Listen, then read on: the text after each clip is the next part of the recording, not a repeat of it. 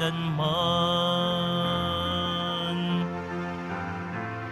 Umawit ang daigdigan, lahat ng naroroon. Umawit ang sangkatauhan, purihin ng Panginoon.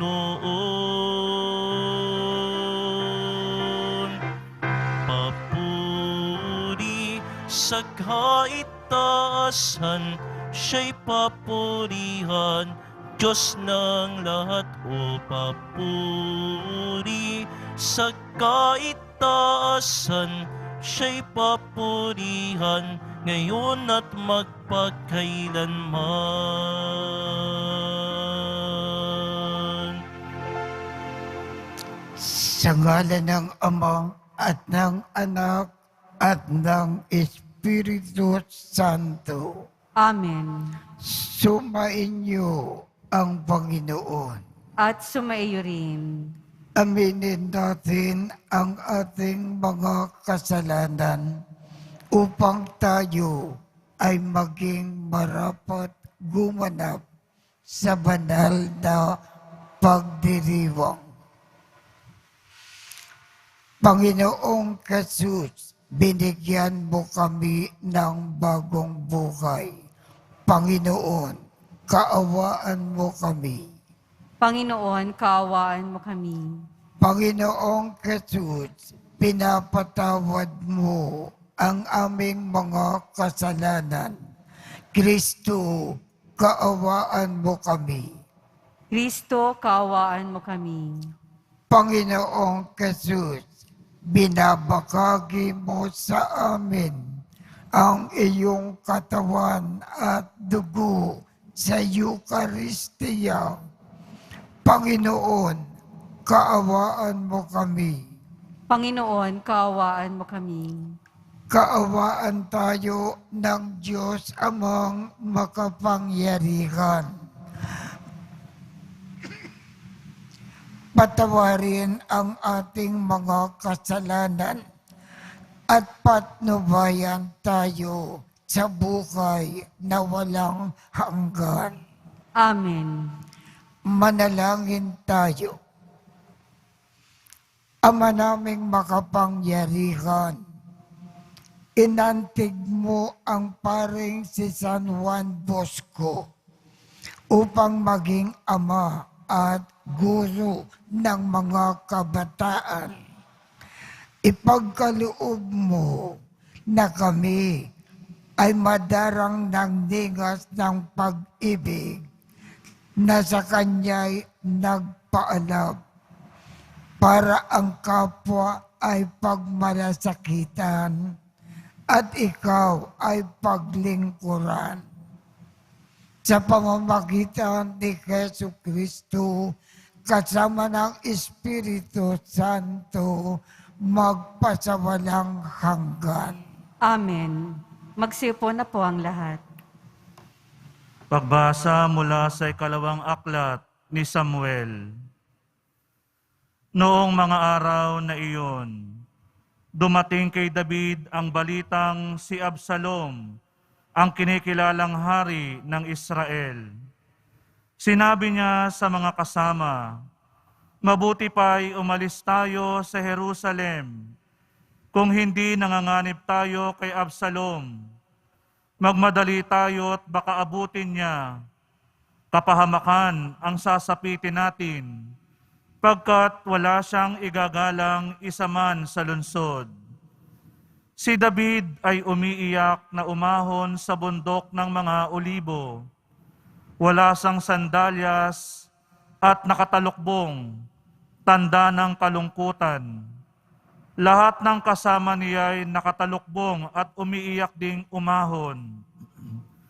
Nang papalapit na sa Bahurim si Haring David, isang kamag-anak ni Saul ang lumabas sa lansangan na nagtutungayaw. Ito'y si Simei, na anak ni Gera. Binabato niya si David at ang mga kasama nito, maging alipin o kawal. Ganito ang kanyang isinisigaw, lumayas ka, ikaw na tampalasat uhaw sa dugo. Naghiganti na sa iyo ang Panginoon dahil sa pagpatay sa sambahayan ni Saul at pag-agaw sa kanyang trono. Ibinigay na kay Absalom ang kanyang kaharian. Ikaw na mamamatay tao, sa wakas, siningil ka na rin ng iyong pagkakautang. Sinabi ni Abisai, mahal na hari, di yata't pinahihintulutan ninyong lapastanganin ng hampas lupang ito ang inyong kamahalan. Ipahintulot po ninyong tagpasin ko ang kanyang ulo.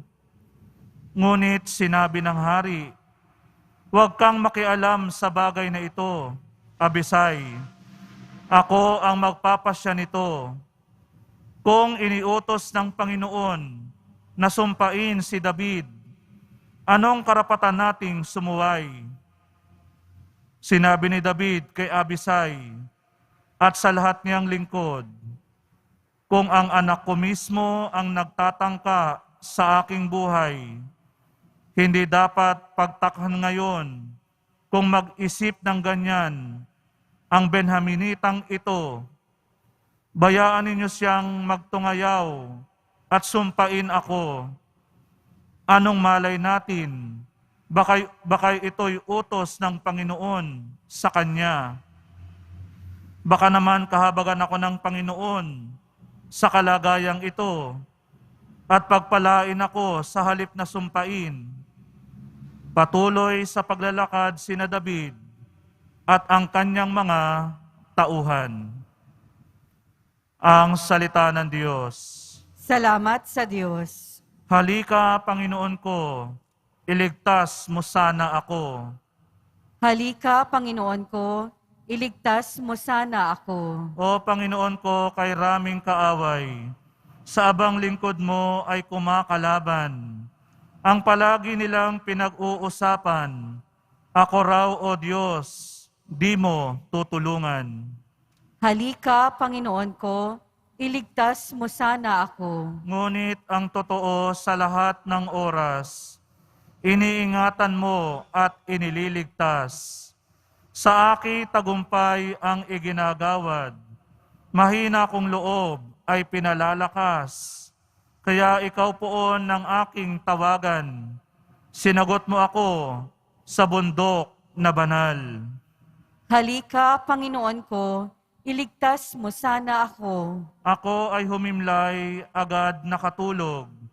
Ligtas na nagising ang iyong kinukupkop. Libo mang kaaway, wala akong takot. Humanay man sila sa aking palibot. Halika, O Diyos, iligtas mo ako. Lahat kong kaaway ay pasukuin mo. Halika, Panginoon ko, iligtas mo sana ako. Magsitayo po ang lahat.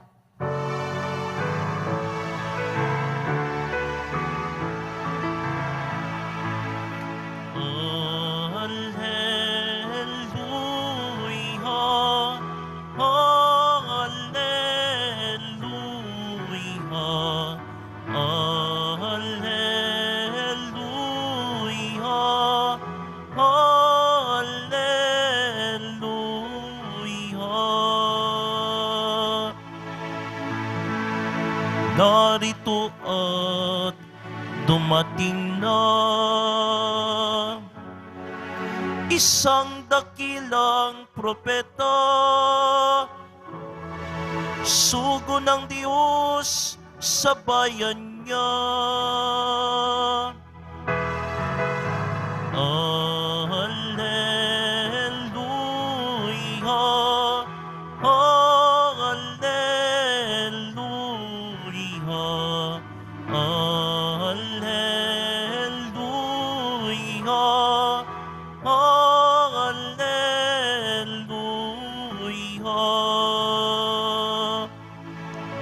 Sumainyo ang Panginoon. At sumayo rin. Ang mabuting balita ng Panginoon ayon kay San Marcos. Papuri sa iyo, Panginoon. Noong panahong iyon, dumating sina Jesus at ang mga alagad sa ibayo ng lawa sa lupain ng mga Heraseno.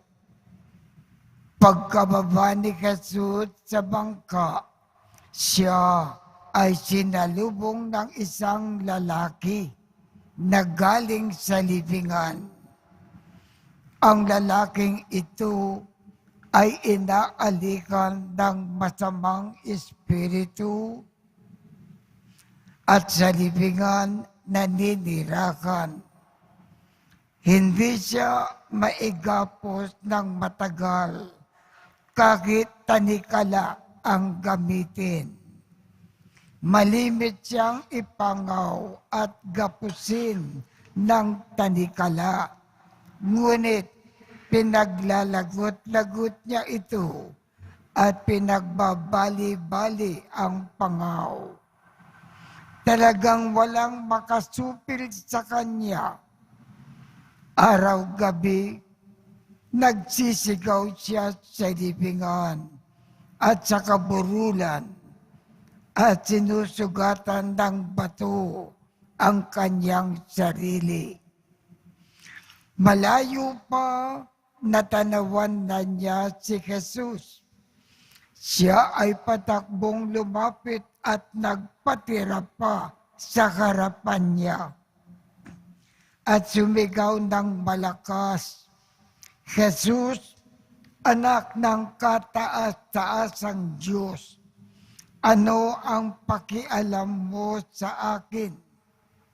Huwag mo akong paghirapan, alang-alang sa Diyos. Sinabi niya ito sapagkat iniutos sa kanya ni Jesus, masamang espiritu, lumabas ka sa taong ito. Tinanong siya ni Jesus, ano ang pangalan mo?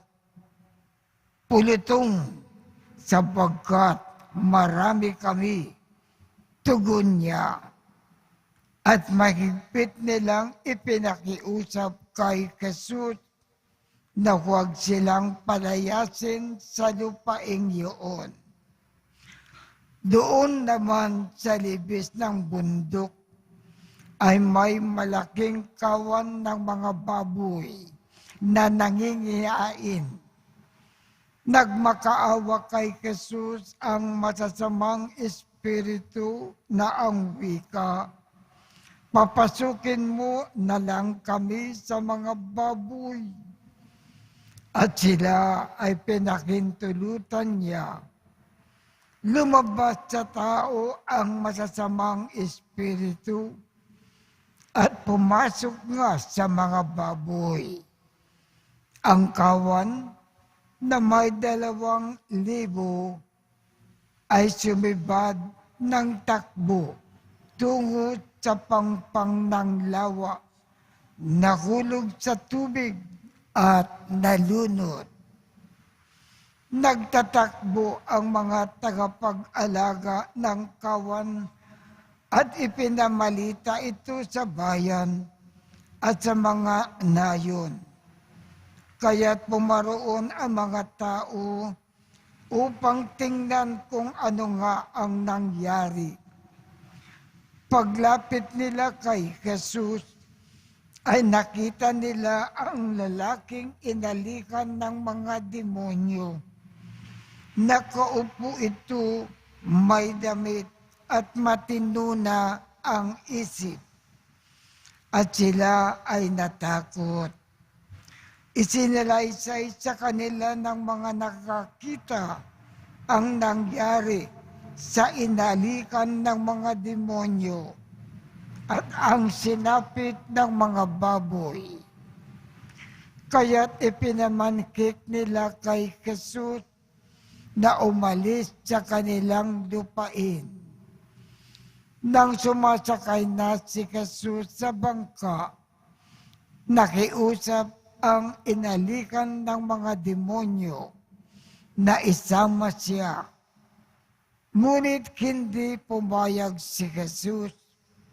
Sa halip ay sinabi niya, umuwi ka at sabihin mo sa iyong mga kasambahay ang lahat ng ginawa sa iyo ng Panginoon at kung paanong nakabag siya sa iyo.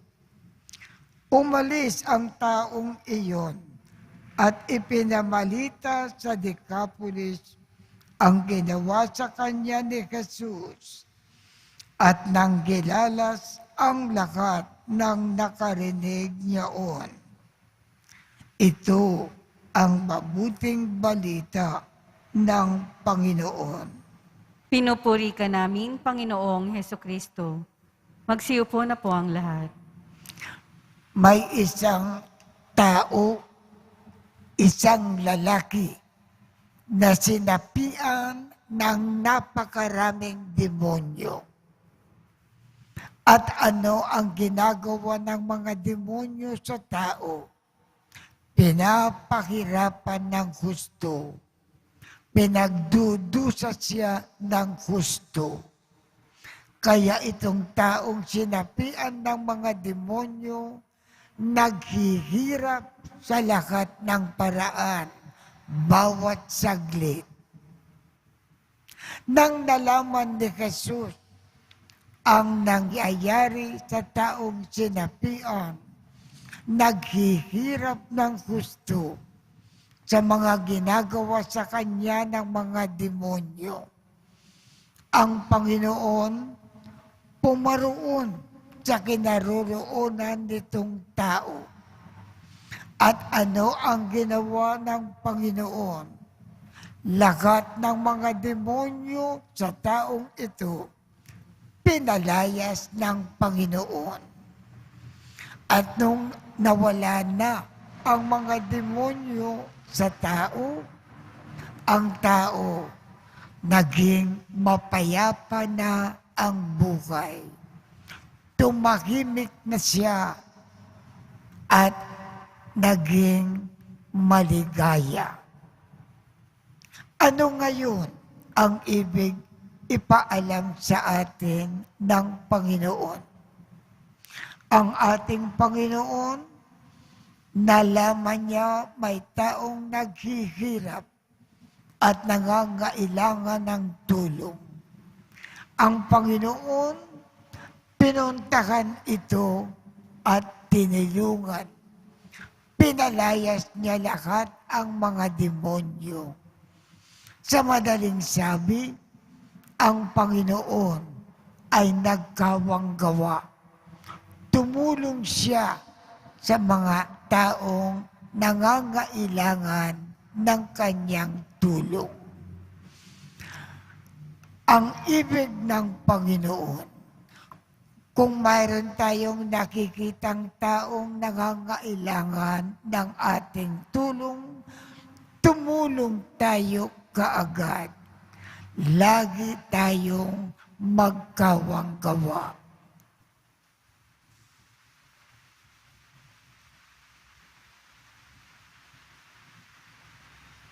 Magsitayo po ang lahat.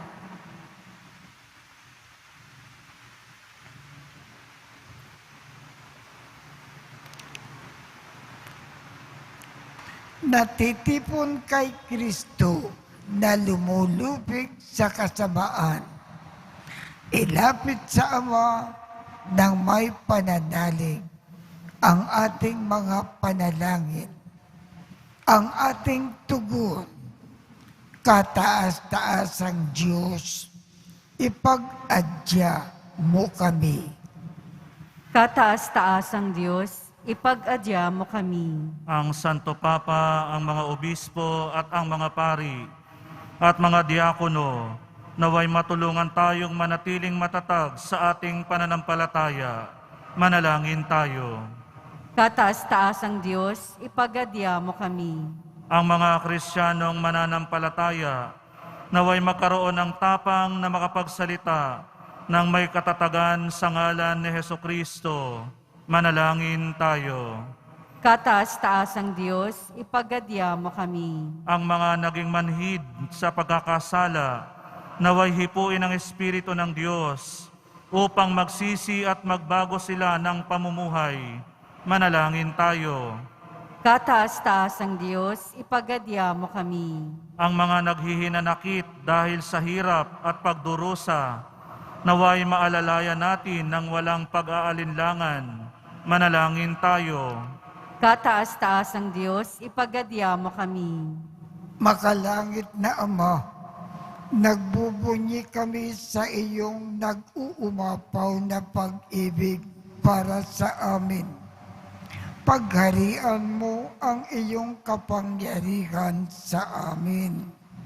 Hinihiling namin ito sa pamamagitan ni Kristo na aming Panginoon. Amen. Magsiupo na po ang lahat.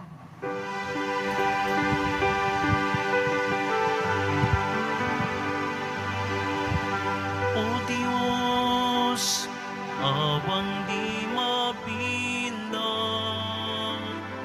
tanggapin mo yaring aming alay.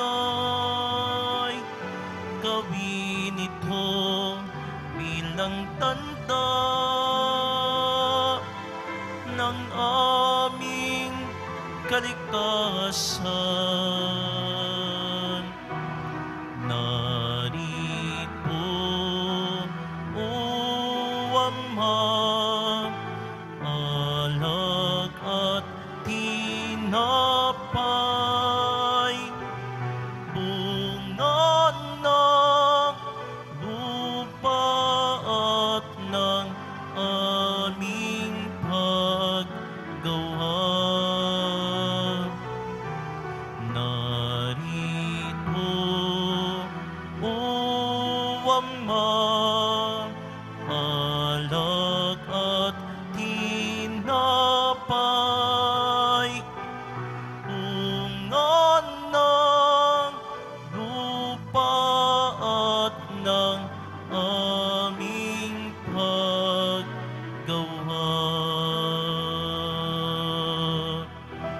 Magsitayo po ang lahat.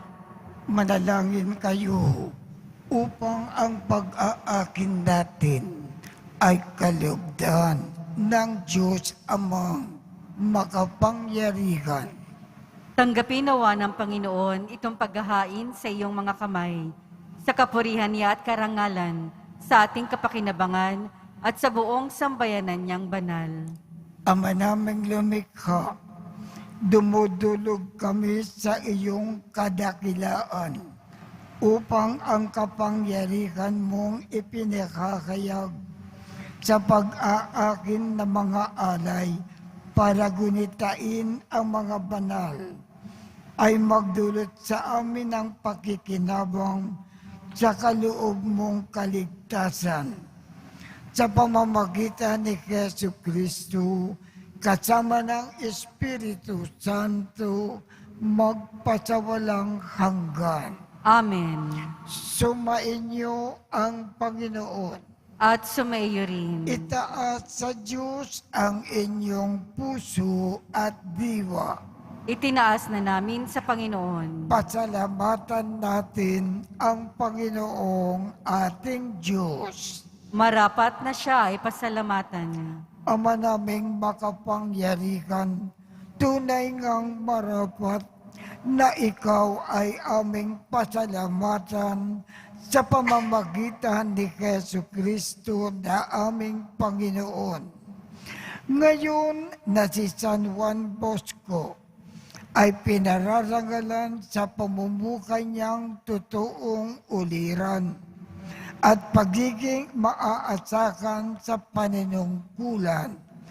Kaya si Jesucristo na maaasakan sa katapatan ay inikakayag sa pangangasiwa sa sambayanan.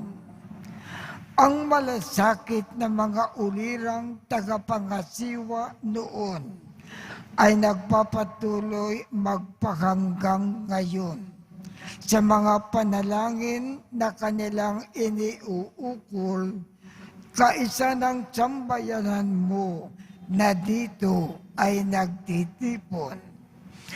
Kaya kaisa ng mga anghel na nagsisiawit ng papuri sa iyo nang walang humpay sa kalangitan, kami ay nagbubunyi sa iyong kadakilaan. Santo, Santo, Santo, Panginoong Diyos ng mga hukbo, napupuno ang langit at lupa ng kadakilaan mo, o sana sa kaitaasan. Pinagpala ang naparirito sa ngalan ng Panginoon, o sana sa kaitaasan. Magsiluhod po ang lahat. Ama naming banal, ikaw ang bukal ng tanang kabanalan. Kaya't sa pamamagitan ng iyong Espiritu, gawin mong banal ang mga kaloob na ito upang para sa amin ay maging katawan at dugo ng aming Panginoong Jesucristo. Bago niya pinagtiis ang kusang loob na maging handog, hinawakan niya ang tinapay, pinasalamatan kanya, pinaghati-hati niya iyon, iniabot sa kanyang mga alagad at sinabi, "Tanggapin ninyong lakat ito at kanin. Ito ang aking katawan na ikahandog para sa inyo."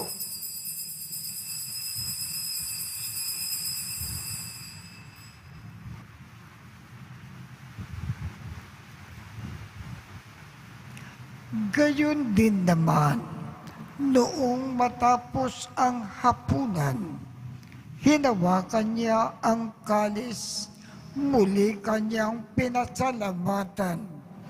Iniabot niya ang kalis sa kanyang mga alagad at sinabi, "Tanggapin ninyong lakat ito at inumin.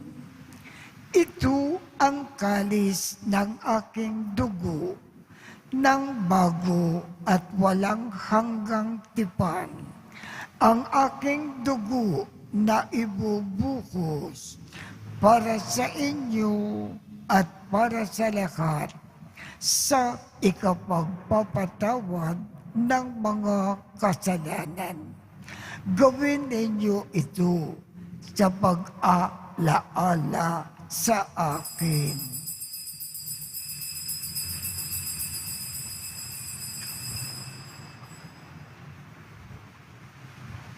Magsitayo po ang lahat.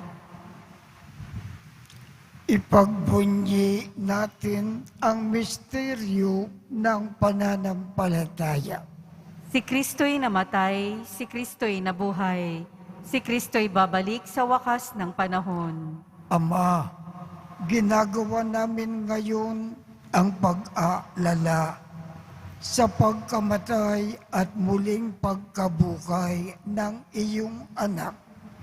Kaya't iniaalay namin sa iyo ang tinapay na nagbibigay buhay at ang kalis na nagkakaloob ng kaligtasan. Kami ay nagpapasalamat dahil kami ay iyong minarapat na tumayo sa harap mo para maglingkod sa iyo. Isinasamo namin kaming magsasalo-salo sa katawan at dugo ni Kristo ay mabuklod sa pagkakaisa sa pamamagitan ng Espiritu Santo. Ama, lingapin mo ang iyong simbakang laganap sa buong daigdig. Puspusin mo kami sa pag-ibig, kaisa ni Francisco, aming Papa, Jose, aming Obispo, at ng Tanang Kaparian. Alalakanin mo rin ang mga kapatid naming nakimlay nang may pag-asa na sila ay muling mabubuhay. Gayon din ang lahat ng mga pumanaw. Kaawaan mo sila at patuloyin sa iyong kaliwanagan. Kaawaan mo at pagindapatin kaming lahat na makasalo sa iyong buhay na walang wakas.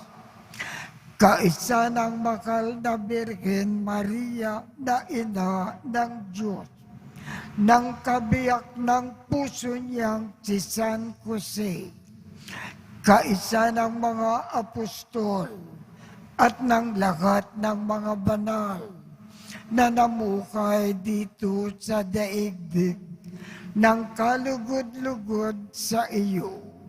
Maipagdiwang nawa namin ang pagpupuri sa ikararangal mo sa pamamagitan ng iyong anak na aming Panginoong Hesus Kristo. Sa pamamagitan ni Kristo, kasama niya at sa Kanya, ang lahat ng parangal at papuri ay sa iyo, Diyos amang makapangyarihan, kasama ng Espiritu Santo, magpasawalang hanggan. Amen. Sa tagubilin ng mga nakagagaling na utos at turo ni Jesus na Panginoon natin at Diyos, ipakayag natin ng lakas loob. Ama namin, sumasalangit ka, sambahin ang ngalan mo, mapasa amin ang kaharian mo, sundin ang loob mo, dito sa lupa para nang sa langit. Bigyan mo kami ngayon ng aming kakanin sa araw-araw at patawarin mo kami sa aming mga sala para ng pagpapatawad namin sa mga nagkakasala sa amin. At huwag mo kaming ipakintulot sa tukso at iadya mo kami sa lahat ng masama. Hinihiling namin, Ama, iadya mo kami sa lahat ng masama. Pagkalooban kami ng kapayapaan sa araw-araw. Iligtas sa kasalanan at ilayo sa lahat ng kapakamakan. Samantalang aming pinananabikan ang dakilang araw ng pagpapakayag ng tagapagligtas naming si Hesus Kristo. Sapagkat iyo ang kaharian at ang kapangyarihan at ang kapurihan magpakailanman. Amen. Panginoong Hesus Kristo, sinabi mo sa iyong mga apostol, kapayapaan ang iniiwan ko sa inyo.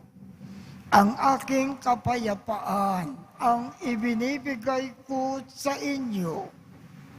Tungkayan mo ang aming pananampalataya at huwag ang aming mga pagkakasala. Pagkalooban mo kami ng kapayapaan at pagkakaisa ayon sa iyong kalooban, kasama ng Espiritu Santo, magpasawalang hanggan. Amen. Ang kapayapaan ng Panginoon ay laging sumainyo. At sumaiyo rin. Magbigayan tayo ng kapayapaan sa isa't isa.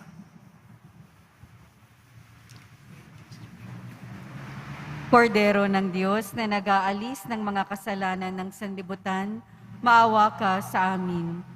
Kordero ng Diyos na nag-aalis ng mga kasalanan ng sanlibutan, maawa ka sa amin.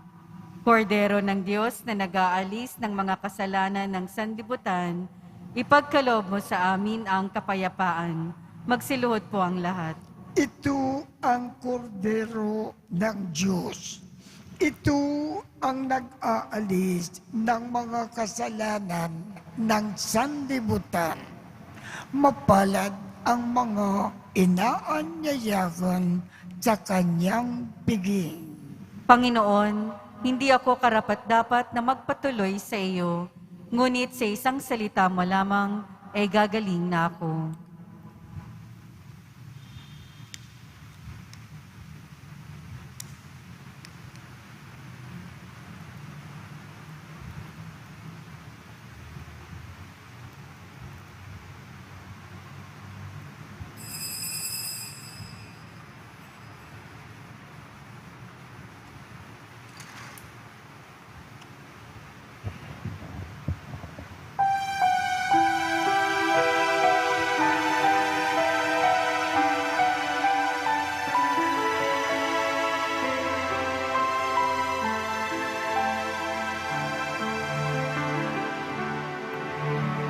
In Him alone is our hope.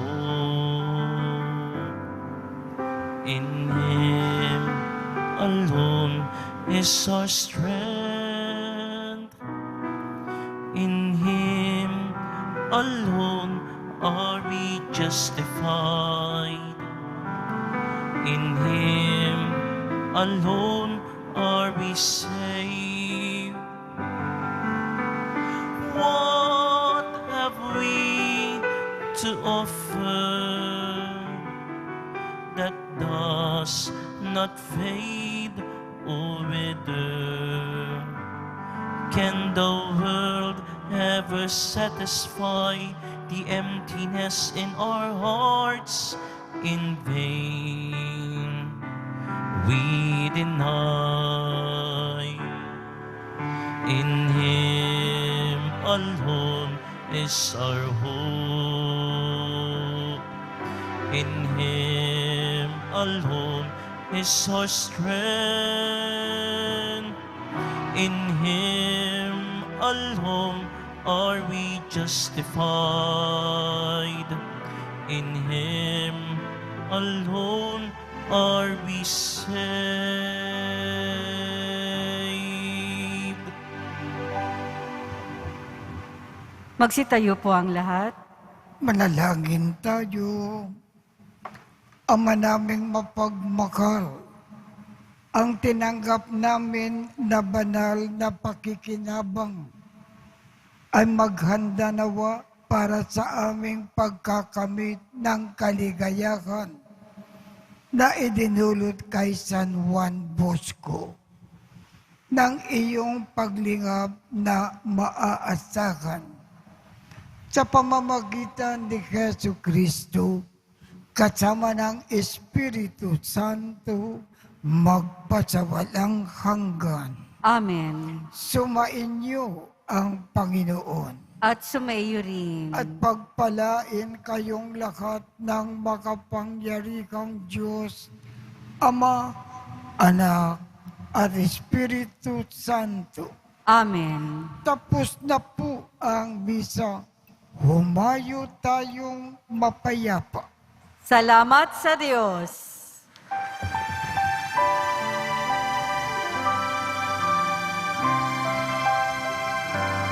Nuestro Padre Jesus Nazareno, sinasamba ka namin,